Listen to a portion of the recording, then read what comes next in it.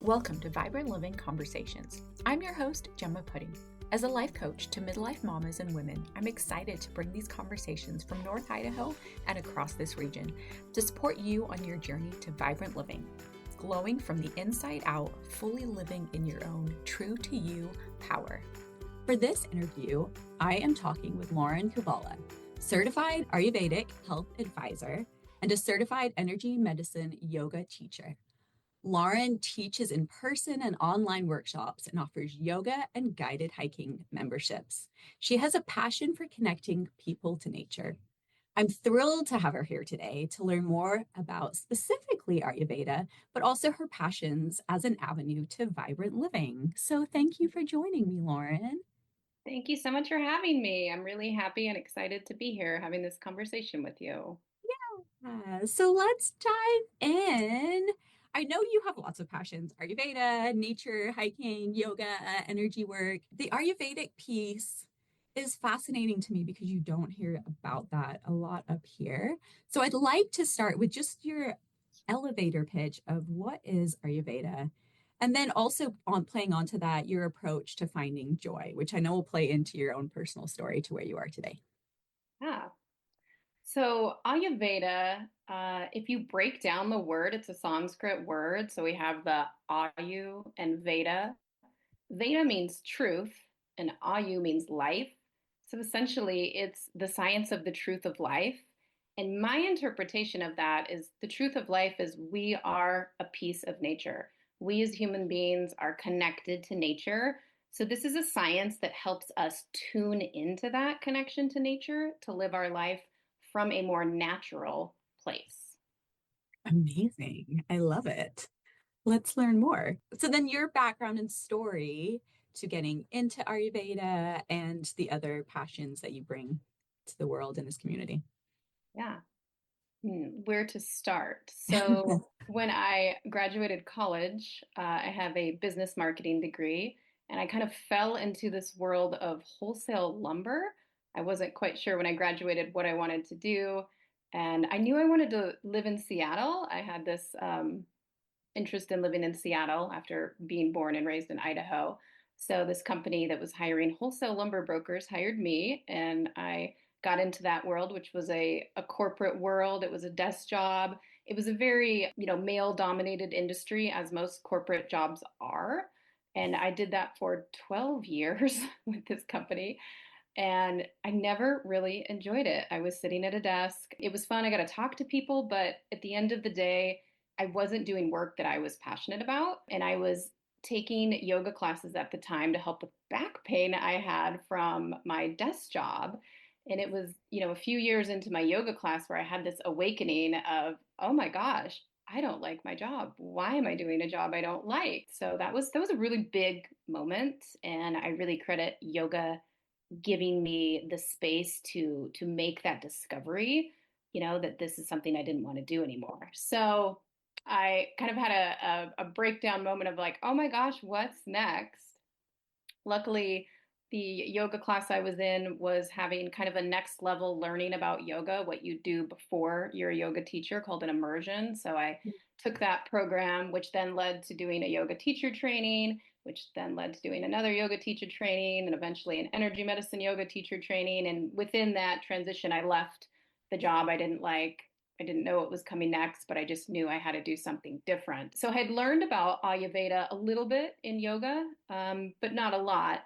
And during COVID, I had traveled to Hawaii for a winter break and came home and just felt really not myself.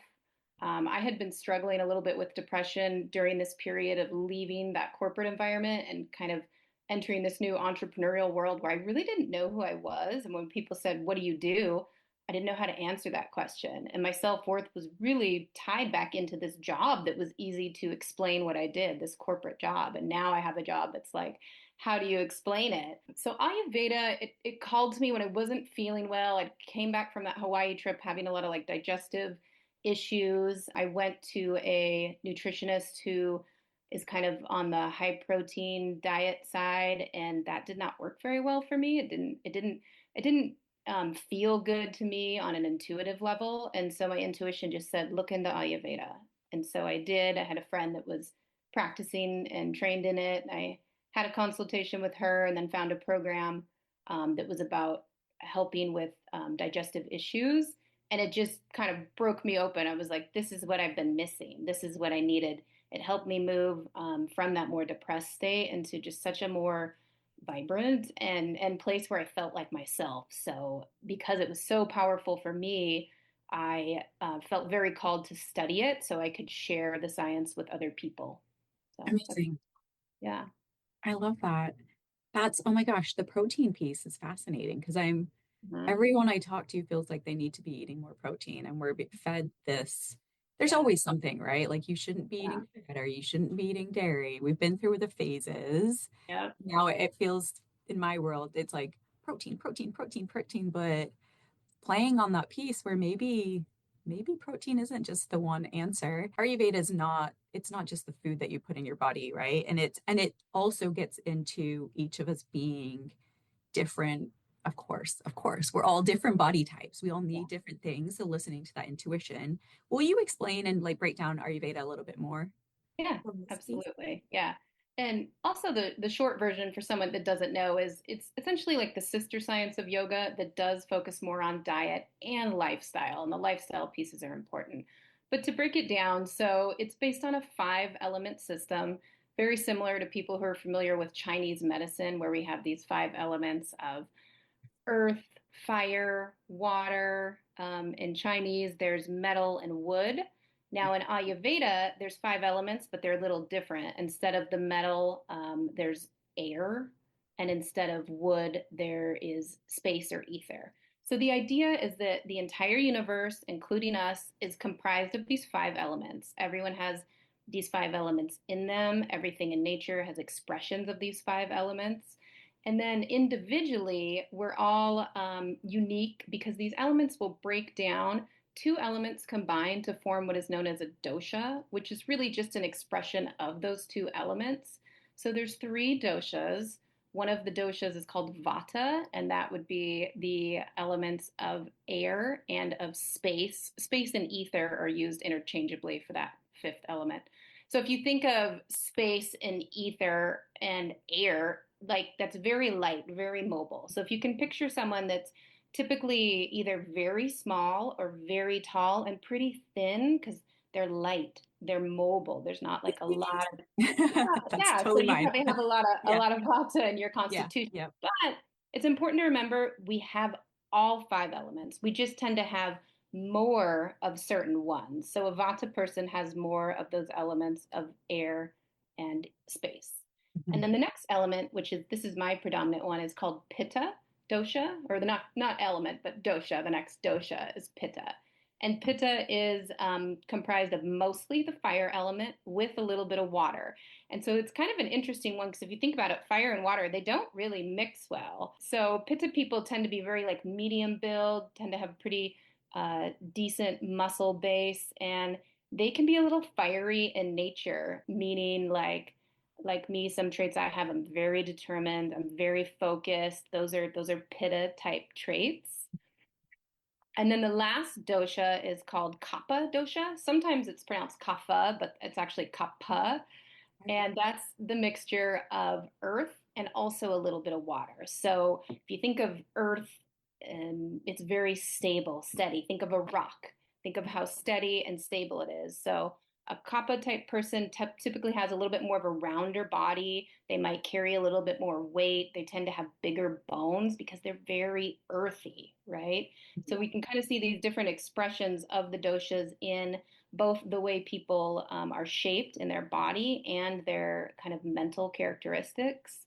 So again, all those elements exist in us, but we tend to be higher in one of those three doshas. Sometimes someone could be tridoshic, where they have a mix of like even mix of all three. Not very common. We tend to have one that's higher and more expressed. And what where these doshas come from is at conception, based on what's going on with our parents, them combining and what's going on in their lives, that gives us our unique mix of the doshas, which is called our constitution. So it is set at conception, and that is a mix that you are at your ideal health at that mix. And then as we move through life, the doshas kind of move and become a little bit unbalanced. And that's where we start to see some symptoms.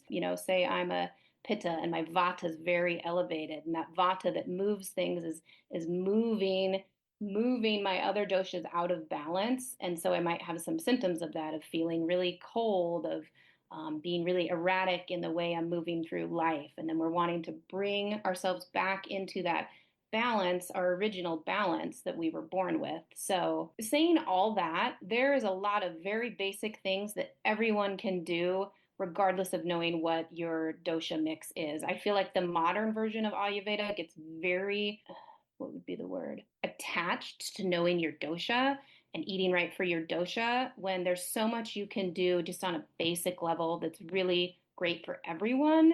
And then if you want to dive deeper to know your dosha, you can kind of go to level 2. But there's level 1 of Ayurveda, which you don't need to know your dosha to practice level 1, which is really where I start people at. I love that. Nice. Well, and there's so many options and food plans, and whether they're overcomplicating things and like stressing you out into like, oh, I need to know all of the information, and or the opposite, blanketing us into everybody needs more protein now. It's like Yes. everybody, like, let's look around the world. Like, I love being in airports where you can see that everybody looks very different, and you can see the different body types and the different in that ways. It's like doshas, or whether it's human design or whatever, all of the personalities, body types, ways, cultures behind that, where you were raised, plays into you as a very unique human being with different needs. And this is an avenue for supporting your body type. Will you dive into a little bit? What are those basic Sure. initial Ayurvedic things that you would tell Yeah. everybody? Well, if you always come back to that idea of we're a piece of nature and what's natural, like I like to think of like living back before we had a lot of modern technology. So being on technology in general is not natural for us. Being out in nature, walking is Yeah. natural for us. So something like taking a walk instead of being on a computer 8 hours a day. And if you do have to be on a computer 8 hours a day, make sure you're taking a walk every day, getting Yeah. out in nature. Technology itself is very, this may sound funny, but it's drying to the body. We need more moisture in our bodies. And yeah, technology is very drying, which is very irritating to Vata, who already runs a little bit dry because they're mostly those elements of not water, air, and ether. They're already dry. So, other things you can do is to sit down when you eat and be really present with your food. Back in the day, we weren't watching TV when we ate, we weren't reading books, we weren't running around. We sat down. You sit down at a table and you eat. You give your full attention to your food.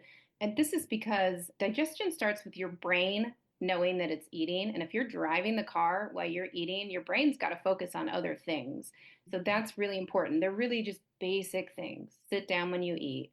Eat 3 meals a day at set times every day, ideally on a normal schedule, breakfast by 8, set between 7 and 8, lunch between noon and 1, and dinner, the earlier the better, between 5 and 7. Those dosha times also correlate with the day. So in the middle of the day at lunchtime, our digestive fire is the strongest. So that's why it's would be more important to eat like your bigger meal for lunch. If you're eating meat, to eat it at lunch, because your digestive fire is stronger. So that means you're going to be able to digest something that's harder to digest, like meat, better at lunch. It's not ideal to eat meat at breakfast because our digestive fire is very low in the morning. We've been fasting for 12 hours or more if we haven't, eaten since dinner time. So light breakfast of like oatmeal is ideal. You're wanting to wake up your digestive system. When I say the word digestive system, like I like to use the analogy of fire, because essentially our digestive system is processing, like say an apple, and is taking the nutrients from that and having to break it down. It's having to transform that apple into energy and then let the waste products be separated. So if you think in the morning, like think of a fire that is just down to coals, you don't want to throw a big piece of wood on the fire in the morning. So smaller breakfast, bigger meal at lunch, and then, dinner could be similar, but maybe not really meat heavy. If you're going to eat meat, you want it to be like not more than 20% of your plate. more cooked vegetables, cooked grains like rice and quinoa. Those are a few things that come to mind. Oh, one more really important thing. If you take nothing else away from this, chew your food really, really, really well, like 20 to 30 times per bite. Again, that idea that we're having to transform that food. If you're swallowing these big chunks, it's harder on your system to break it down. So we really want to chew our food. It helps the saliva mix with our food, which is very important to the digestive process, saliva mixing with your food. Love that. And it's funny to say it because it's so counter to the way that our society lives, right? It's go, go, go, eat as you're multitasking, eat more protein. That's what I was going to ask you. I don't know that there's a set Ayurvedic perspective on protein, but Mm-hmm. what would you say in your experience? Like, they're not pushing protein in my knowledge of Ayurveda, right? Like, Right. they're pushing, not pushing, but it's more about balanced, plant-based Mm-hmm. digestion. Is that right? Yeah, so a true Ayurvedic diet would be vegetarian. You do not need to be a vegetarian to practice Ayurveda. I am not. I still eat meat. Their forms of protein, if you were doing the vegetarian diet, would be more beans, legumes, beans, lentils, perhaps maybe like some tofu. And actually, you get protein too from your vegetables, like eating, a lot of high quality vegetables too have protein. Dairy, it's a pro dairy diet, but whole fresh dairy as much as possible, like getting dairy right from the like local cows would be Yeah. ideal. So the premise is you want as fresh a food as possible, organic, ideally grown locally. Because if you think of, let's say you and I were growing carrots in our backyard, and we are pulling out the carrot from the ground. When we pull that carrot from the ground, it has the most what we call prana or life force energy or ability for us to get nutrients from the food. The more local it is, the fastest it's come from the ground. Now, if we're eating carrots that were shipped from, I don't know where, let's say somewhere far away, the carrots got shipped from and they're, how many days old, they have less prana, less life force energy, which means we can get less nutrients from the food. So we're always wanting to eat as fresh, as local as possible, not frozen entrees. There's really no prana left in frozen entree convenience food. We need to cook our food from the whole form. So it's really about, kind of similar to like a Whole30 diet, as much whole, real, fresh food, local if possible, organic as possible. Eat as much of that as you can because you're going to be able to get more nutrients from your food the fresher it is and the more local it is. I love that. I keep thinking, like, as the journey evolves, like that we living as an energetic being. We're all energetic beings. Like you said, nature is full of life force energy, is full of this energy that is connected to Mother Earth, that is reaching for the sky, like alive, like vibrant, like energizing. You can feel it as you go out into nature, as opposed to, like you were saying, technology being drying. Like the energy radiating from my computer as I'm like, is not, is so opposite to that being outside. And then it plays into how you're saying we eat, right? Like it's been in the freezer, it's been processed, it's coming from Timbuktu, it's been in an airplane, it's been sprayed with God knows what. Like Uh-huh. none of that is like similar to that technology of depleted dead energy as opposed to fresh vegetables from down the street or your own yard or the chicken eggs that came from your neighbor. There's such, like, we are energetic beings, and I know you've studied energy practitioner courses as well with yoga. That do you just have any reflections on that as you've gone through like your yoga teacher training and energy practitioner course, and how it plays into Ayurveda and into this way that you say, you love to live your life with love, nature, health, community, peace, and growth as energetic beings? Do you have Yeah. anything to answer I that? think the thing that comes up for me, Gemma, with that is we just need to slow down and not do as much. It's unnatural to be doing as much as modern society kind of shows us to be doing. It's very unhealthy. You really need to step back and prioritize like what you really care about. You can't be doing a lot of things and be healthy. We have to slow down Yeah, and for be sure. intentional, and you can't do it all. We don't, We have so much information coming at us in the modern world just through like news, social media, being on technology. We have to digest and process all that information where back in the day we didn't. That takes a lot of our energy. And we can't, to some degree, depending on your job, you can't stop that influx of energy. I mean, to some degree you can, but there's so much we have to take in. So we have to realize we just don't have as much energy left to do other things because we have to process all of this mental energy that comes in through information. So I just think it's important to slow down, to really prioritize what you care about because you cannot do it all. You will deplete your health. Yeah, for sure. And looking around the world, like it's our Western society that is this way. There are cultures that haven't bought into it, that haven't, it's probably not even on their radar because they think it's so ridiculous. Like, why would I race around and try to do 5 million things in one day and eat on the go? That sounds awful. Right. So Yeah. it's, I mean, I love world travel. I love world perspectives, other perspectives to play that. Like, there's people that aren't living this way, and Ayurveda is one of those, right? It's based in India from like a bazillion years ago. Like, Mhm. they knew, they tapped into it, they created this system, not even system, but like you said, lifestyle of being and honoring our bodies and like focus like on the core of digestion because we're so unhealthy, burnt out, depressed, alone in Western community.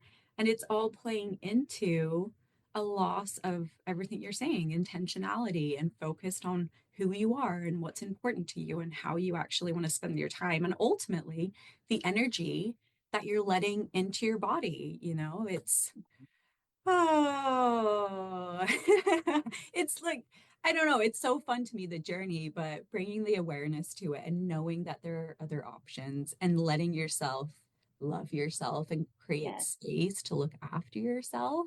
Like, I admire you so much from going from the corporate world and being like, I don't like this. This isn't working for me, and peace out. Like, you go, girl. Yeah. Yeah. So good. So I know we've touched on this a little bit, but Ayurveda, you said, has changed your own digestion. It's slowed you down. Are there other just like key things that you would just put to Ayurveda and your training there that has really changed your life and how you see it right now? And one thing I feel like I missed to touch on this within the important things everyone can do, so I want to mention it now, is to eat warm cooked foods. I feel like it's very trendy, these like juice cleanses, which you're drinking all this cold juice. Say if you're eating like all processed foods and then you go to a juice cleanse, like, yeah, you're going to feel a lot better because you're not putting processed foods in your body, you're putting real foods. But from the Ayurvedic perspective, we don't want to be consuming a lot of cold foods. And that's because of that Vata dosha. Remember, Vata Yeah. dosha is very cold, it moves easily. And because it moves so easily, that's the one we have to pay attention to the most because Vata dosha moves the other two doshas out of balance. So by eating warm cooked foods, we're balancing Vata dosha because Vata dosha is cold. And if we think of our digestion like that fire, do you want to pour water on a fire? No, that dampens our digestive ability, putting a lot of cold foods. So I want to mention that because the whole juice thing is super trendy. It's really not great from an Ayurvedic perspective. You would want to do a whole food cleanse. The Ayurvedic whole food cleanse is with khichdi, which is a Mhm. rice and mung beans cooked with spices. And that's much more healing and cleansing to the system, and it's not going to imbalance Vata dosha further, which is Vata dosha for almost every modern human being is probably pretty out of balance. So we're always trying to balance that. And it's even harder for people that have a lot of Vata in their constitution. So warm cooked foods. The same Yeah. with liquids too, right? You don't want ice cold beverages. You Correct. want like warm tea or like room temperature water that's not gonna, again, just not, you don't want to put out your fire that's gonna digest that food effectively for you. Which breaks some people's heart that love ice water. I don't drink ice water at all anymore. And Me almost, neither. 75% of the time you go to a restaurant, they automatically bring you ice water. I always have to, sometimes I can catch them in advance, say, and no ice with my water. Or Yeah. I'll just have to say, could you bring me water without ice? And they have to bring it back. But it's fine, but because Yeah. it really makes a difference. So, Well, and it's but in this country too, though, right? It's like if you go to other countries, it's not necessarily the iced cold is like such an American thing, in my opinion, in my experience, I should say. Yeah. I'm not sure if I answered that question. I'm just trying to remember what your question was, but it felt really important to me to remind people to eat warm cooked foods more often. Yeah, just how, like, since, and maybe not just Ayurveda, but your energy medicine yoga teacher training, and like Mm-hmm. this, since you've made the transition to really honor yourself and what's important to you, are there things that you've just incorporated into your daily lifestyle, whether it's from Ayurveda or whatever, that you want to share? Yeah, so daily routines are really important. That's actually a big part of Ayurveda. And yeah, ever since I took yoga teacher training, I meditate daily in the morning. It doesn't have to be long. 5 minutes is great. 2 minutes is a fine place to start too. I love, sometimes people will say, I could never meditate. I'm not a good meditator. So and so is such a good meditator. I can't do that. There's two options. Either one, you're meditating, or two, you're not meditating. There is no being good at meditation. There is only doing it, sitting with yourself and having that space. And in the first thing in the morning is ideal. Having a set routine in the morning is really important. It just, if you think of, like you have young children, how important it is for children to have routines and structure. We need that as adults too. And it helps tell our body we're safe when it knows we do this at X time, we eat meals at X time, our body knows what to expect. It helps to calm down, that our central nervous system, kind of that fight or flight response that sometimes just living in the modern world puts our body into. So having these set routines. So meditation in the morning, a little bit of yoga is great. Having the set time you're going to eat your breakfast, a set time you're going to eat your lunch, the set time you're going to eat your dinner, turning all technology off about an hour and a half to 2 hours before bed. So you can really honor that time to be quiet, to be slow, to prepare for bed, maybe taking a warm bath, reading a book, a little gentle yoga, just really having these set routines that help calm your body down, let it know it's safe, right? Really, really, really important. And I have incorporated that into my daily life for sure. Well, and routine too. Routine has never been my jam. I'm like, I'll do what I want when I want to do it. But since having kids and life is getting more full and rich than ever before, it's like having the routine so it takes the decision point away. Like there's no decision whether I'm going to meditate or do yoga today. It happens at either this time or this time. And it helps you add those pieces that you're talking about into our lives. Like we all have full and rich lives in Western society for the most part, right? There's always something else we could be doing, but just making the daily routine that you're like, it's not a decision point, it's happening, right? It's like brushing your teeth every day. It just makes Mm-hmm. it and allows yourself to be in that, yes, just more gives you opportunities to calm down and reconnect to your body. It's just so beautiful. Yeah. I love it. Are there other things? I know hiking is very important to you, being in nature. So that, or other things that just kind of help you. I know your thing is to just be in joy and finding joy in life in all senses. Is there anything else you want to add there about what hiking does for you or the programs that you're moving towards now? Because I know you've held Ayurvedic workshops in the past and you're maybe moving more into hiking and your membership. Do you want to touch on, yeah, where your passions are leading you? Thank you. Yeah, so for me, I grew up in a very rural setting. I spent a lot of time outside in nature. And, without knowing it, it was just a very healing place for me. It was just somewhere where I felt so good and so free and could find that joy, out in nature. So it's really in my blood to go out in nature and just immediately feel better when the sun's out, when there's fresh air, when I can hear the birds, because I'm just connecting to that piece of me that is a piece of nature, right? I have all those five elements in me. Just like out in nature, we see all the five elements. So I think, on some level, people we all know that. Like, don't we all mostly feel better when we go outside versus, I mean, depending on the temperature around here, right? And what your constitution is. If you have a lot of vata and you run cold, you don't like to go outside when it's cold. But yeah, I think, we know on some intuitive level that we feel better when we're in nature. So making that, a priority. Yeah, I have a membership starting soon in May that's a yoga and group hiking membership program where I help take people out twice a week we do a little yoga outside, and then we're going to go for a 2 mile hike.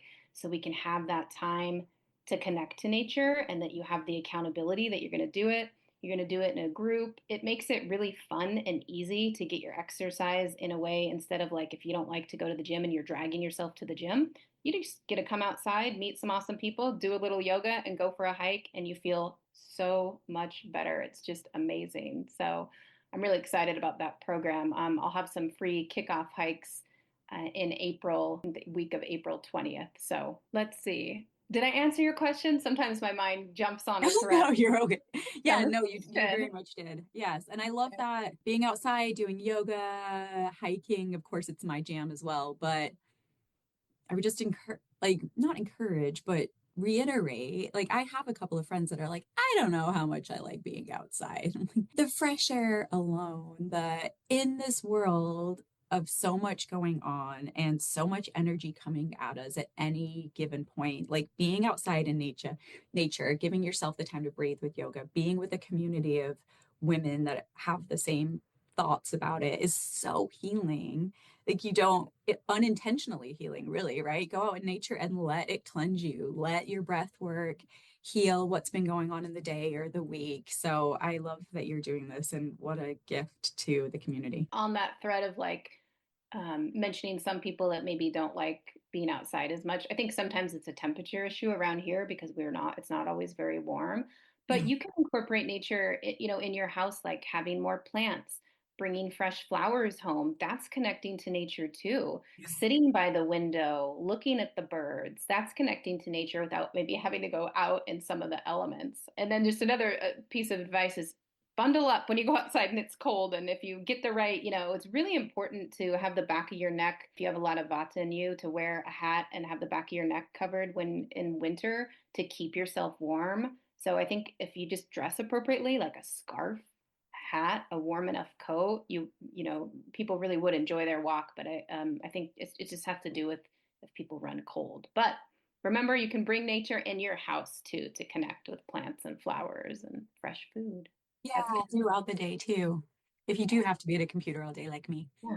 which I love, but I have my ways of staying sane and keeping myself in balance. So, what other offerings do you have right now, Yeah. Lauren? Are you doing Uh, one-on-one Ayurvedic sessions? Not so much right now. I can do a general health consultation if someone is like, wow, I've never heard of Ayurveda and they feel really drawn to it and they want to know more. I can absolutely do a pretty general health consultation. So that's an option. And I have workshops on my website right now. If you're loving this information about Ayurveda and you want to know more, two workshops on my website. One is called The 5 Best Practices for Strengthening Digestion. It will help with weight management and just help you feel better. So that's available, and that's the perfect place to start. That's the place I would start everyone, is these 5 best practices. I touched on a few in our conversation, but if you want to know all 5 and have them all in detail, you can go to my website, which is findingjoywithlauren.com, and you can purchase that.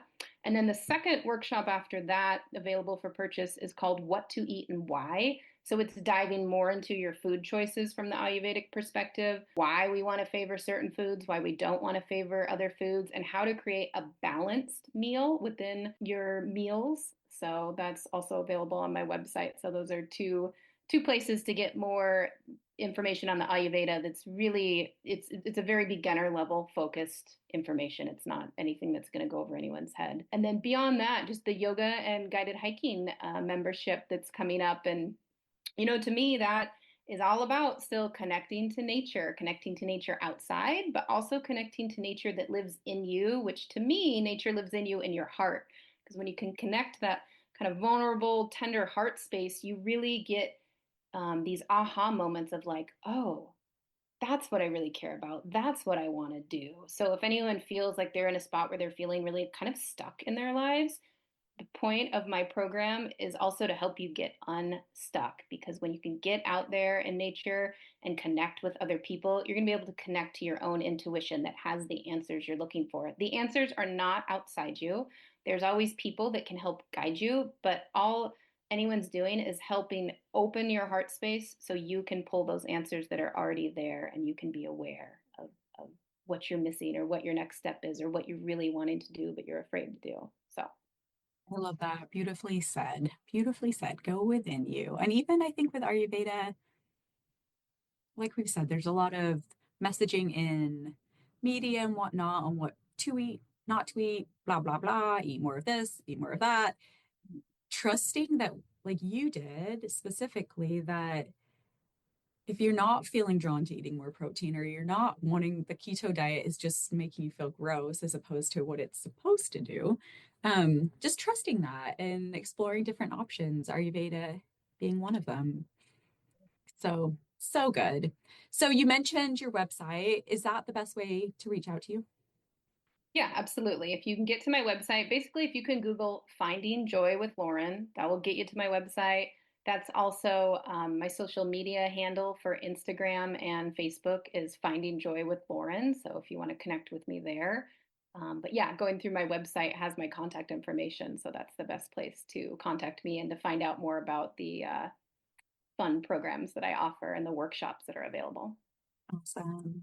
So before we wrap it up, is there anything else that you want to touch on that I haven't mentioned so far? Yeah. One thing that's coming to mind within Ayurveda that I think is helpful to people is this idea of cause and effect, that when we do things, there's going to be an effect. When we eat a certain thing, there's going to be an effect. And within that, that I touched on slowing down, just really starting to pay attention to what you're eating, how you're feeling.